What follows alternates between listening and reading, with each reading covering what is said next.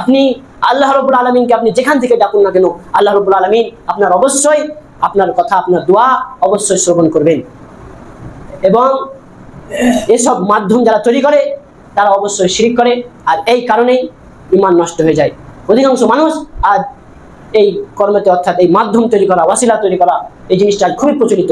তাই এটা থেকে আমাদেরকে বাঁচা অত্যন্ত জরুরি, যে কাউকে মাধ্যম তৈরি না করে এবং তাদের কাছে কোনো প্রকার সাফাতের কামনা, কেননা তারা নিজেই সেদিন ক্ষতিগ্রস্তদের অন্তর্ভুক্ত হয়ে যাবে এবং তারা কিভাবে বাঁচবে সেটা নিয়ে তারা ব্যস্ত হয়ে পড়বে। তাই আপনার কখনো তারা সাফাত করতে পারে না, এবং সাফাত শুধু আল্লাহ রাব্বুল আলামিন যাকে অনুমতি দিবেন তিনি ছাড়া কেউ সেদিন সাফাত করতে পারবে না। তাই আমাদের জরুরি যে আল্লাহ রাব্বুল আলামিনের ইবাদত করা এবং কোনো মাধ্যম তৈরি না করা। 3 নম্বর সেটি হচ্ছে মুশরিকদেরকে, যারা মুশরিক রয়েছে তাদেরকে কাফের না মনে করা এবং তাদের কুফরি এই জিনিসের সন্দেহ পোষণ করা। অর্থাৎ আপনার মনে এই ধারণা যে যারা মুশরিক রয়েছে হতে পারে তারাও সঠিক, কিন্তু কখনোই না। যারা আল্লাহ এবং তার রসুলের বিরুদ্ধাচরণ করে, আল্লাহ এবং তার রসুলের কে অমান্য করে, আল্লাহ এবং তার রসুলের কোনো কথাই মানে না, তারা কখনোই সঠিক হতে পারে না। তাই এই মুশরিকদের সম্পর্কে কুফরি ধারণা আমাদেরকে পোষণ করতেই হবে এবং তাদের যে অর্থাৎ মতবাদ, থিওরি, এই যেসব জিনিস রয়েছে এইসব জিনিসকে অস্বীকার করতে হবে। এটাই একটা মুমিনের গুণ। আর যদি আমরা এটা না করে থাকি, তাদেরকে যদি আমরা, মুশরিকদেরকে যদি আমরা খুবই ভালোবেসে থাকি, তাদেরকে যদি খুবই প্রাধান্য দিয়ে থাকি, তাহলে এই কারণেও আমাদের ঈমান আমাদের নষ্ট হয়ে যাবে এবং আমরা যতই আমল আমরা করি না কেন আমাদের আমল সব নষ্ট হয়ে পড়বে। তাই আমাদের অত্যন্ত জরুরি যে যারা মুশরিক রয়েছে তাদেরকে ঘৃণা করা। ইন্নামাল মুশরিকুনা নাজাসুন, কেননা মুশরিক যারা তারা হচ্ছে অপবিত্র, কেননা তারা আল্লাহ এবং তার রসুলকে মান্য করে না, আল্লাহ এবং তার রসুলের বিরুদ্ধাচরণ করে। এই কারণেই তাদের কাছ থেকে দূরে থাকা অত্যন্ত জরুরি। 4 নম্বর যেটি বিষয় সেটি হচ্ছে এই নবী সাল্লাল্লাহু আলাইহি ওয়াসাল্লাম যে পথ দেখিয়ে দিয়েছে সেই পথকে বাদ দিয়ে অন্য পথকে পরিপূর্ণ, অর্থাৎ ইসলামকে বাদ দিয়ে অন্য কোনো ধর্মকে পরিপূর্ণ মনে করা এবং ইসলামী হুকুমত, ইসলামী বিধিবিধান ব্যতীত অন্য কোনো বিধিবিধানকে কি মনে করা, সঠিক মনে করা। অর্থাৎ মুহাম্মদ সাল্লাল্লাহু আলাইহি ওয়াসাল্লাম যে দিনকে মনোনীত করে গেছেন সেই দিনকে বাদ দিয়ে এবং এই ইসলামী যে আইন বিধিবিধান রয়েছে সেই বিধিবিধানকে যদি বাদ দিয়ে অন্য কোনো বিধিবিধানকে আমরা ভালোবাসতে থাকি, যদি আমরা সেটাকে পরিপূর্ণরূপে মেনে থাকি, তাহলে এই কারণেও আমাদের ঈমান নষ্ট হয়ে যাবে।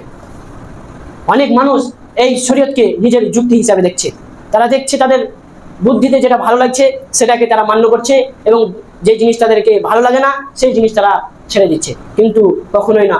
রাসূল সাল্লাল্লাহু আলাইহি ওয়াসাল্লাম যে দিন আমাদেরকে দিয়ে গেছেন সেই দিনকে পরিপূর্ণভাবে মানতে হবে এবং এতে কোনো প্রকার সন্দেহ পোষণ করা যাবে না। কেননা আল্লাহ রাব্বুল আলামিন বলছেন যে ইন্নামাল মুমিনুনা আল্লাযীনা আমানু বিল্লাহি ওয়া রাসূলিহি সুম্মা লাম ইয়ারতাবু, প্রকৃতপক্ষে মুমিন হচ্ছে তারাই যারা আল্লাহ এবং তার রাসূলের প্রতি ঈমান আনয়ন করে, অর্থাৎ আল্লাহ এবং তার রাসূলের প্রতি বিশ্বাস স্থাপন করে, অথবা সুম্মা লাম ইয়ারতাবু এবং তারা কোনো প্রকার সন্দেহ পোষণ করে না।